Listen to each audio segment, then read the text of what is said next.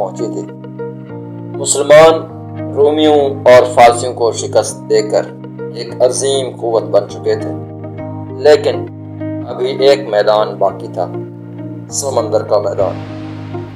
खलीफा दोम हजरत उमर फारूक के दौर में कई बार गवर्नरों ने बहरी जंग की इजाजत मांगी, लेकिन हजरत उमर फरमाते, मैंने सुना है समंदर एक जालिम कैद खाना है, उसकी लहरें पहाड़ों की मानद उठती हैं, अगर कश्ती डूब गई तो ना ऊंट बचाएंगे, न घोड़े, न जमीन का सहारा होगा।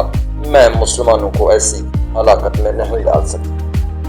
यूं मुसलमानों ने सिर्फ खुश्की पर लड़ाइयां लड़ी, लेकिन वक्त गुजरता गया। रूमी सल्तनत के पास एक जबरदस्त बहरी ताकत थी। उनकी कश्तियां बुहीरा रूम में हुकूमत करती थी। मुसलमानों ने महसूस किया, अगर समंदर पर काबू ना पाया तो रूमी हमेशा खतरा रहेंगे। आखिरकार हजरत उस्मान गनी रज़ी अल्लाह तआला अन्हु के दौर खिलाफत में गवर्नर शाम हजरत मुआविया और गवर्नर मिस्र हजरत अब्दुल्ला बिन साद ने बार बार इजाजत मांगी। हजरत उस्मान ने पहले तो एहतियात की, लेकिन फिर अल्लाह के भरोसे से हाँ कर दी। यूं इस्लामी तारीख की पहली नेवी वजूद में आई।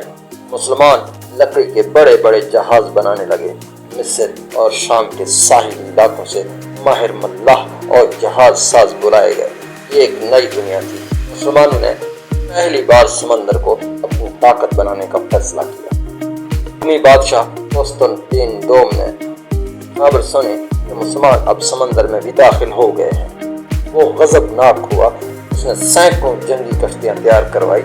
उसका मकसद था मुसलमानों को समंदर में खत्म कर दिया जाए, ताकि वो दोबारा कभी इस जानिब ना आए।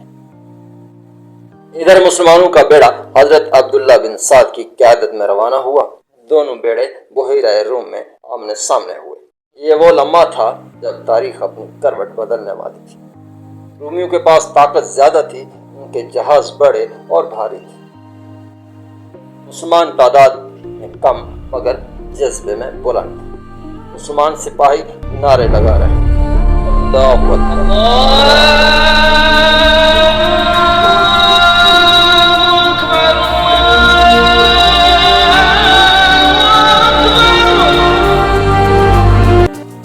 रूमी अपने गरूर में कहते थे, ये रेगिस्तान के लोग समंदर में हमारा क्या मुकाबला करेंगे। लेकिन मुसलमानों के कमांडर ने एक जबरदस्त हिकमत अमली अपनाई। उन्होंने अपनी कश्तियां रूमियों की कश्तियों से बांध दी। यूं समुद्री जंग एक खुश्की की जंग में बदल गई। अब ना कोई भाग सकता था, ना पीछे हट सकता था। सिर्फ एक ही रास्ता था, लड़ाई, मौत या फिर जीत या फिर हार। तलवारें बजने लगी, तीर फिजा को चीरने लगे, पानी पर खून की लकीरें बनने लगी। एक मुसलमान सिपाही ने रूमी से कहा, ए रूमी, हम मौत से नहीं डरते, क्योंकि मौत के बाद जन्नत हमारा इनाम है।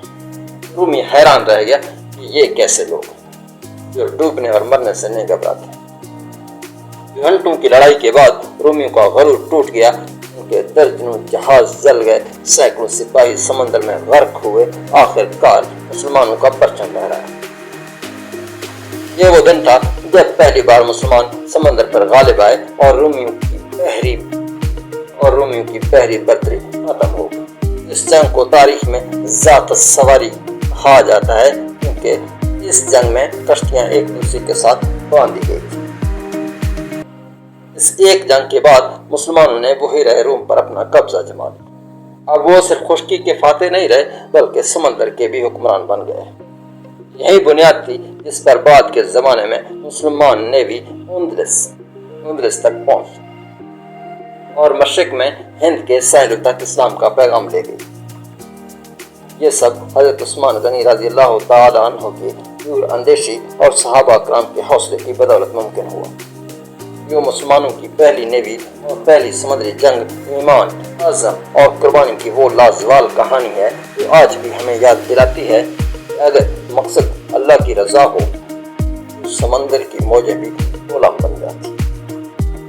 सब्सक्राइब।